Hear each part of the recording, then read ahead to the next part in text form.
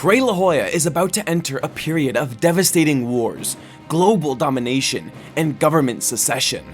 This is Rise and Rule.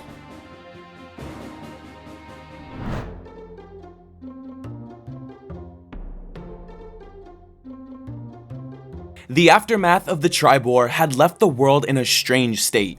The once open and free exploration of unclaimed lands became a cautious endeavor, with players hesitating to venture into unknown territories.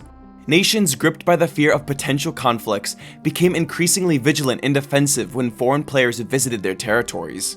In response to the heightened tensions, many nations found stability through the formation of pacts and alliances. These diplomatic agreements aimed to establish a sense of security and deter aggression, fostering a delicate balance on the continent. However, the pervasive unease lingered, and it seemed that the slightest spark could ignite a massive conflict. The nations of Athala and Luxlancia stood as symbols of cooperation, their close relationship dating back to even before the Tribe War. This partnership, forged through trade, open borders, and a commitment to each other's protection, became a beacon of stability in the difficult post-Tribe War era. But this relationship between the two nations would be tested when a group of Kavir citizens embarked on a journey that would forever alter the course of history. Unbeknownst to them, their path would intersect with Athala. Once arriving in Athala, a misunderstanding led to a violent clash between the Kavir citizens and Athalans, leaving some Athalan lives lost. In the face of this crisis, Athala turned to its long-standing ally, Luxlancia, invoking the terms of their alliance for protection and support. However, the response took a dark turn. What began as a call for assistance evolved into a brutal confrontation, when Athala and Luxlancia began to push forward and attack the Kavir citizens instead of just defending the city. The Kavir citizens were slaughtered. Predictably, the Kavir government, informed of the tragedy, was left seething with anger. Both sides outraged by the deaths caused by the other side. And as propaganda spread like wildfire, diplomacy failed, and Kavir declared war on Luxlancia. Athala found itself at a crossroad. Despite its initial willingness to stand by Luxlancia, external pressures mounted. Farmo, a strong global power, saw the potential of a larger conflict and issued a stark ultimatum to Athala. If Athala were to side with Luxlancia in this war, Farmo would enter the war on Kavir's side. This forced Athala to stay out of the war, making this a conflict between Luxlancia and Kavir alone. But this pressure by Farmo was disliked by many Athalan citizens, and would be the start to Athala and Farmo tension. Far from the battlegrounds, Novarum stood as a beacon of prosperity. The world market within its walls reached an all-time high, drawing nations from every corner of the continent. The strategic location of Novarum facilitated the seamless transportation of goods, creating an economic hub that seemed invulnerable to the geopolitical storms brewing elsewhere. But the tranquility of Novarum's prosperity was about to be disrupted by an unexpected and ominous presence. An unusual ship spotted just off the shore, looming like a shadow on the horizon. This vessel, unlike the typical trading ships that frequented Novarum. 2 days later, the unknown ship reached the Novarum dock, and from its bowels emerged a man with an eye patch, a figure who would soon reshape the history of Novarum. This man, who identified himself as Bob Jr., and his entourage swiftly and decisively took control of the unsuspecting town. The flags changed, and Novarum was reborn as Babonia. The town, now under Bob Jr.'s rule, underwent a transformation that extended beyond a mere change in name. The once tranquil streets were now filled with the echoes of a new regime. The economic landscape of Babonia was reshaped as prices in the market soared, creating a wave of discontent among the citizens. The choices made by Bob Jr. sparked an outrage that resonated beyond the newly named nation. Other nations observed the abrupt changes in Novarum. The situation escalated when rumors of missing shopkeepers began to circulate. The once thriving market now carried a dark undertone. Did Bob Jr. kill off some of the shopkeepers? As accusations were hurled at Bob Jr. and his men, the eye-patched leader dismissed these allegations with smug confidence, claiming them to be baseless and part of a smear campaign against his rule. "I did not kill those shopkeepers." Then why is there a body behind you? He's taking a nap. Okay, then where did the other shopkeepers go? On vacation. Bob Jr. is a liar. He's a That wasn't me, I swear. The controversy reached a tipping point when the nation of Rivalhall anchored its massive ship off the shores of Babonia.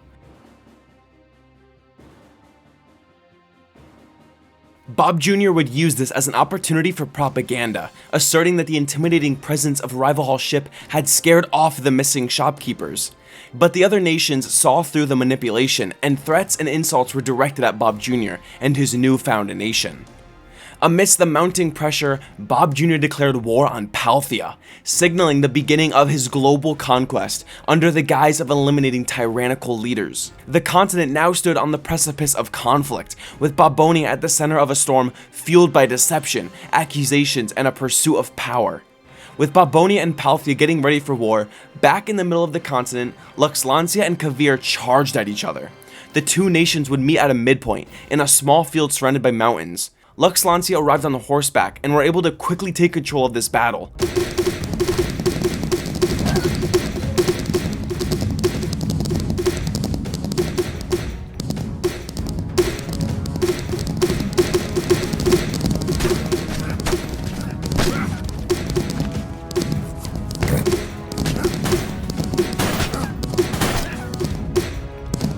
Kavir was not prepared for the quick attack, and Kavir would take a devastating loss in the first battle.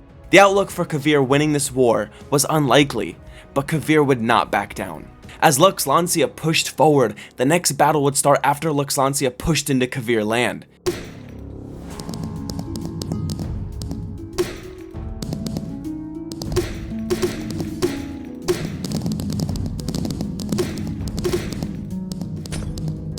Luxlancia started off strong, knocking down the Kavir army. But once Luxlancia was able to push up the mountain into the Kavir city, the Kavir soldiers used their knowledge of the city as an advantage and would slowly pick off the Luxlancia soldiers in the street. Surprisingly, Kavir would pull off a victory and would leave Luxlancia severely damaged. Kavir took this opportunity to hit Luxlancia hard. Kavir rushed towards Luxlancia and would invade the Lux capital. The Luxlancians stationed on top of a massive temple. The Kavir soldiers would have to make the treacherous climb up the temple. But once reaching the top, arrows rained down from the temple, but Kavir was quick and Luxlancia had limited weapons and gear. Quickly making their way up the temple, Kavir was able to take over and secure a victory.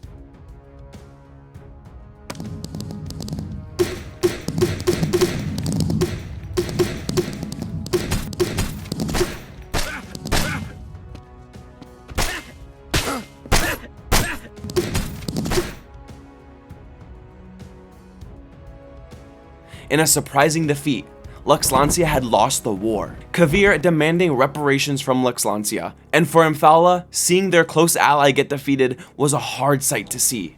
But it would only get worse for Athala after a group of Athalans were accused of stealing from the tribe of Borealis. Although just a tribe, Borealis was still a strong group. You guys stole from us, and what are you gonna do about it? I don't know, kill you or something. Do you really think we are scared of you? Because we are. Terrified. We surrender. Athala just surrendered to a tribe. This only angered many of the Athalan citizens even more, feeling like their leader was weak, and shortly after this, Borealis would once again become noticed as an official nation. With Luxlancia dealing with defeat and trying to pretend it never happened, and Athala facing internal disputes, back over in Babonia, Bob Jr. ordered his men to invade the Palthia capital. The Babonian soldiers rushed into the city quickly. Palthia was unprepared for the amount of soldiers and gear the Babonian army had. Fire! Fire! Fire! Everyone take cover! They have the high ground! Take cover in the trees! Take cover in the trees! Why do we need to take cover? No, tower! We go back on the tower, we just start over. No, we... There, I placed the block. Dude, we're a 3-man tower. They can't hit all of us. It's a 3-man tower. We just gotta pick the one and start going. Tower, get up to the tower. Ascend it. Hey, I hit the one.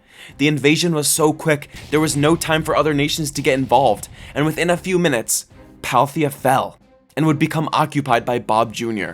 The rest of the world now knew they had to do something to end Bob Jr.'s reign of terror. However, the nation of Athala had some of its own problems to deal with. After some Farmo citizens entered the nation of Athala, they were killed. But the main problem is Athala and Farmo had a non-aggression pact, and Farmo took the killing of their citizens as aggression. Athala once again in the middle of a controversy, and to make matters worse, the blame for all of this was put on the Athalan leader, and so the Athalan citizens got together and overthrew the king.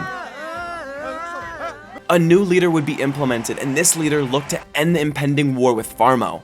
But the only way for Athala to avoid this war was to become a dominion of Farmo. And so the new leader agreed to terms. Athala became a dominion of Farmo, which again would upset many Athalan citizens. Athalan citizens would split into different groups. Some supported the new government, but others didn't. This led to the creation of a movement called Free Athala. The leader of this movement attempted to get all Athalan citizens to rise up against the government again, but many declined. So the few loyal members of Free Athala would make their own country just northwest of Athala, called the Free Athalan Republic of Vanoria. Later, the southern town of Athala demanded independence and would become the nation of Tribel. And then even more Athalan citizens demanded independence and would become the nation of Valazor. And after all this, Athala would become Marino, the name of their capital city. All new Athalan states would become dominions of Farmo, except one. For Athala and Lexlancia, two nations who would do anything for each other, were ultimately separated and picked apart one by one. The new Athalan state still wanting to maintain good relations was the only hope left for Athala. But just as it seemed things would calm down, Bob Jr. declared war on Rival Hall.